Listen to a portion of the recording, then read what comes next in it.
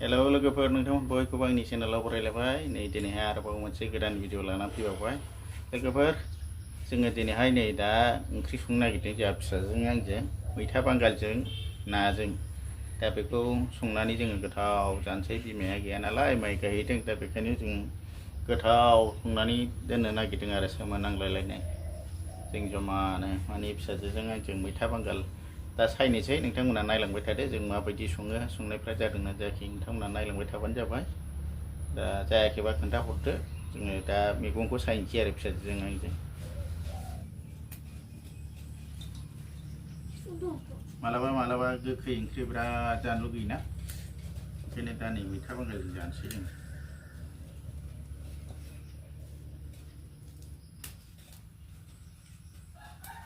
मैथा बांगालजों नाजों जानोसै आरोना मैथा बांगालजों नाजों संनानै गोथाव जाथारनोसै सान्दुं नांनायफोर सान्दुं दानगारो खोमा मानसिफ्रा बुंसोगारो ना सान्दुं दानगारोनो मैथा बांगाल जायोबा ओंखायनो आरो आंहाथ' मोनजाया नङाबाथ' मुलि दानगारगोन मुलि दानगारगोन नोङो माबानांसिगोन आलदानो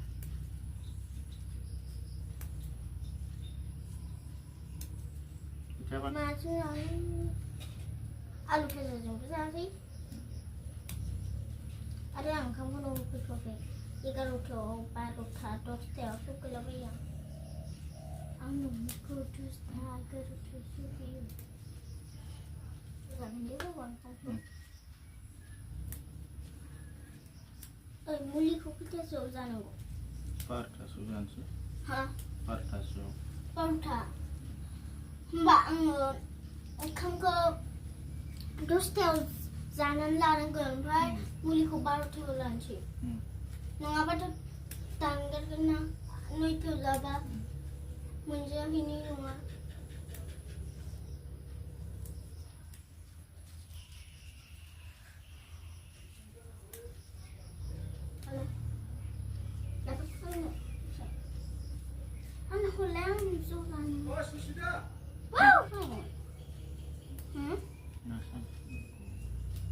आंबो नाखौ सायगोन दे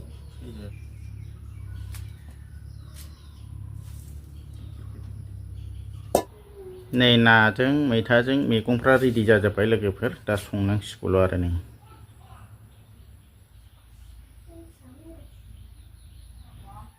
बे नाजोंनो संसै आरो एखे सिथोब सिथोबनो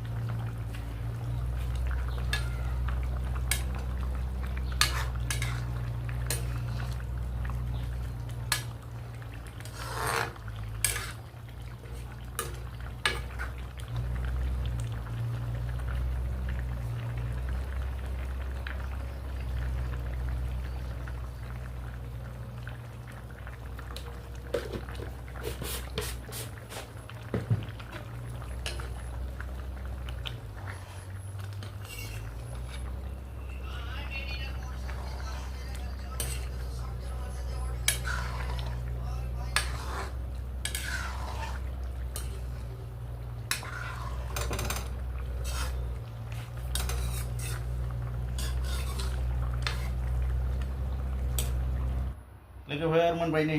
दा गेसखौबो अफ खालामबाय नै बिराद बरिया गोथाव मोदोमलायबाय दा जानांसिगौ ओरैबायदि मोजां मोनजाबाय जाबानो जाबाय आरो दान्दिसे समनि उनावनो जानोसै एसे गुसु जाहोनानै ओंख्रिया रेडि जाबाय आरो जानोसै माबायदि जाखो